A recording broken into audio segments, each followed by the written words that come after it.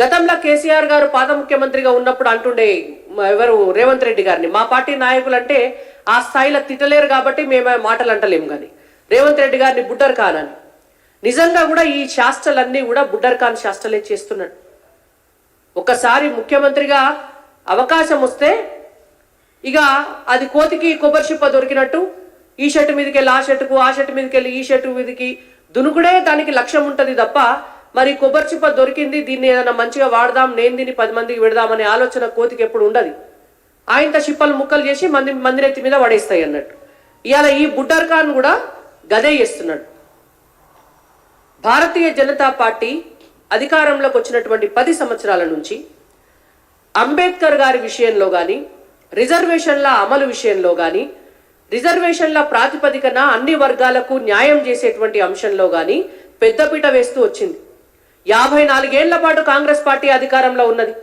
ఎన్నడన్నా అంబేద్కర్ గారి గురించి పార్లమెంటులో ఒక్కనాడు పొగిడి మాట్లాడినరా కాంగ్రెస్ పార్టీ నాయకులు? సమాధానం చెప్పాలి మాకు. అంబేద్కర్ గారి చిత్రపటాన్ని ఎన్నడన్నా పార్లమెంటు పరిసరాలలో పెట్టినరా కాంగ్రెస్ పార్టీ వాళ్ళు? సమాధానం చెప్పాలి.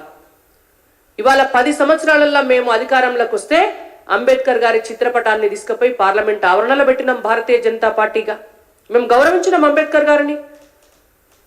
అంబేద్కర్ గారు రాసినటువంటి రాజ్యాంగంకి మర్యాద ఇవ్వాలని చెప్పి ఇవాళ బీసీలకు 27 మందికి కేంద్ర మంత్రి పదవులను ఇచ్చినాం, ఎస్టీలకు 8 మందికి కేంద్ర మంత్రి పదవులు ఇచ్చినాం, ఎస్సీలకు 12 మందికి కేంద్ర మంత్రి పదవులు ఇచ్చినాం, మహిళలకు 12 మందికి కేంద్ర మంత్రి పదవులు ఇచ్చినాం.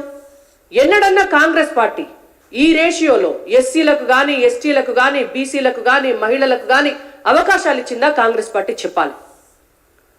అంబేద్కర్ గారికి భారతరత్న ఇచ్చినటువంటి పార్టీ భారతీయ జనతా పార్టీ. అంబేద్కర్ గారు పార్లమెంటులో రిజర్వేషన్ల అంశం గురించి మాట్లాడితే బలవంతంగా ఆయనతోటి మంత్రివర్గానికి రాజీనామా చేయించిన పార్టీ కాంగ్రెస్ పార్టీ. ఆయన మనసు నొచ్చుకొని హ్యూమిలియేషన్ కు గురై అవమానించబడి మంత్రి పదవికి రాజీనామా చేసినందుకు పార్టీలకు వెళ్ళి బయటకు వచ్చి బయట నుంచి పోటీ చేస్తే ఎన్నికల్లో ఓడగొట్టినటువంటి పార్టీ కాంగ్రెస్ పార్టీ. ఇవాళ అంబేద్కర్ గారి గురించి, అంబేద్కర్ గారి రిజర్వేషన్ల గురించి కాంగ్రెస్ పార్టీ మాట్లాడుతుంది. మోడీ గారు చాలా స్పష్టంగా చెప్పినారు, అంబేద్కర్ గారి పట్ల మాకు గౌరవం ఉన్నది, అంబేద్కర్ గారు మళ్ళీ పుట్టి వచ్చి కూడా ఈ రిజర్వేషన్లను రద్దు చేద్దామంటే కూడా మేము రద్దు చేయము అని చాలా స్పష్టంగా ప్రధానమంత్రి హోదాలో చెప్పారు నరేంద్ర మోడీ గారు. ఇంకెవరు సమాధానం చెప్పాలా మీకు? మీ బుడ్డర్ ఖాన్ లెక్క అబద్ధాలు చెప్పే నాయకుడు కాదు కదా నరేంద్ర మోడీ గారు.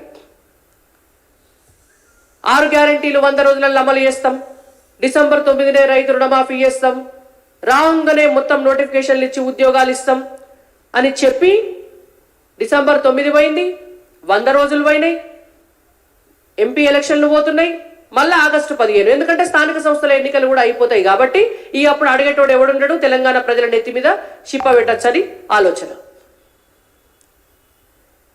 ఇవాళ రేవంత్ రెడ్డి గారికి మేము ఒకటే చెప్తున్నాం, మీ లోపాలను కప్పిపుచ్చుకోవడం కోసం, మీ బలహీనతలను కప్పిపుచ్చుకోవడం కోసం మీరెక్కడికి ఎన్నికల్లోకి పోయినా కూడా ప్రజలు 6 గ్యారెంటీల విషయాన్ని అడుగుతారని చెప్పి దానికి సమాధానం చెప్పుకునేటువంటి ముఖం లేక ఇవాళ మీరు ఈ మతాల మధ్య, కులాల మధ్య చిచ్చు పెట్టేటువంటి ప్రయత్నం చేస్తున్నారు. మేము తెలంగాణ రాష్ట్రంలో ఉన్నటువంటి బీసీ సోదరులందరికీ కూడా చెప్తున్నాం, బీసీలకు న్యాయబద్ధంగా వచ్చేటటువంటి రిజర్వేషన్లో 4% రిజర్వేషన్ను తీసి ముస్లింలకు ఇచ్చినటువంటి పార్టీ కాంగ్రెస్ పార్టీ.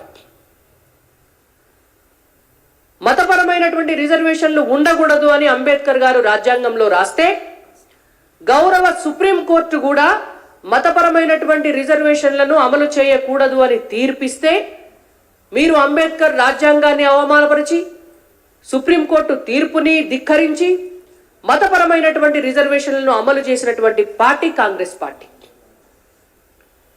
సోనియా గాంధీ గారు ఆనాడు 2011లో వాళ్ళ యూపీఏ గవర్నమెంట్లో మతహింస చట్టం తెద్దామని చూసిండ్రు.